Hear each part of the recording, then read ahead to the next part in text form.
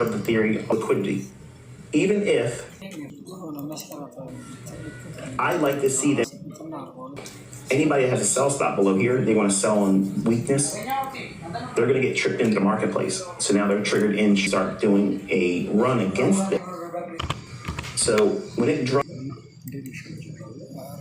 up to here, you lose your bearings, lead resistance. So if you're on the last, smart enough to sell short here or here and didn't get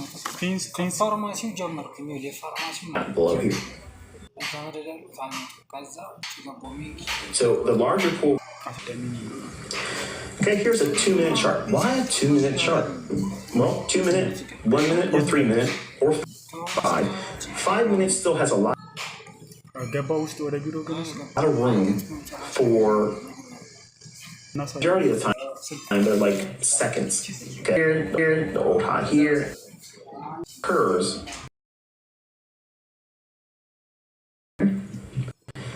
You want to drop down to the lower time frames, and I'm using the 2-minute chart because this is exactly what I was using. And when you see how many times, that's where you want to sell.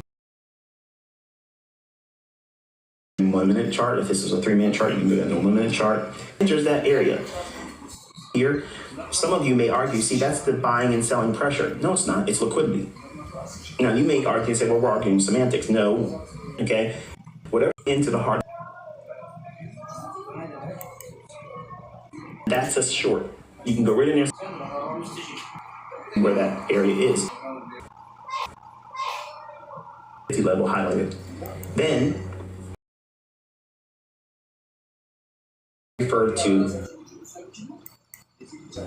from an algorithmic stance as a premium market.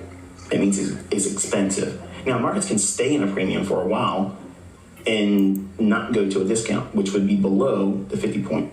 Okay, 50%, anything down here is a discount. If you're bearish, where are you at inside that range? So when this formed here, that little fair value gap, once that formed, you're thinking, okay, we are in a premium, so algorithms will want to go to a discount. That's the opposing side of the marketplace. So if it's going short here, it's driving the market lower. What does that mean? The algorithm is going to start pricing lower. You can have all the buyers in the world come in. If the algorithm is in a sell program and it's going lower, it does not matter. It's going to reprice lower and lower and lower. And then what will happen is those buyers that may come in with a huge influx of volume, they're going to get crushed and they get squeezed. You ever hear the term, oh, this is a bear squeeze, this is a bull squeeze? All that is an excuse for them not to know why the algorithm is dealing with it. This is what's really going on.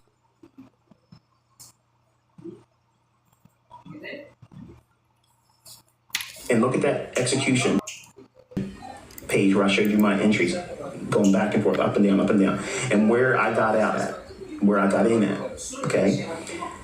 I want you to think about what below this level here, the 50 level, what is resting below here? Sell stops. So now think about the idea of someone like you and I that would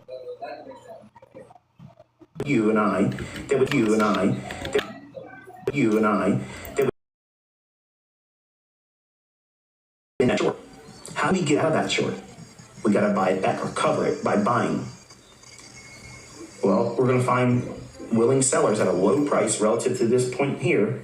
They're willing already sitting down there with their sell stops right below that low. Now, look closely. What else resides right near that low? Do you see it? Pause the video before I show it to you because it kind of ruins the experience. Because if you find it and I don't tell it, it feels good.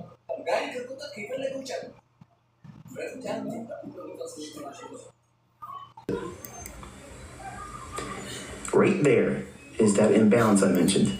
Okay, it's only one single candle passing up, and the previous candle is high and the next candle is low. That area right there is an imbalance. From this area here, it went down below the 50 to this candle's low. that range with the candle only going up, that's a buy-side imbalance. Booked by the algorithm, it goes down and completely closes it back in with down movement. Notice the candle on this here, it opens and then trades down. So it fulfills its role.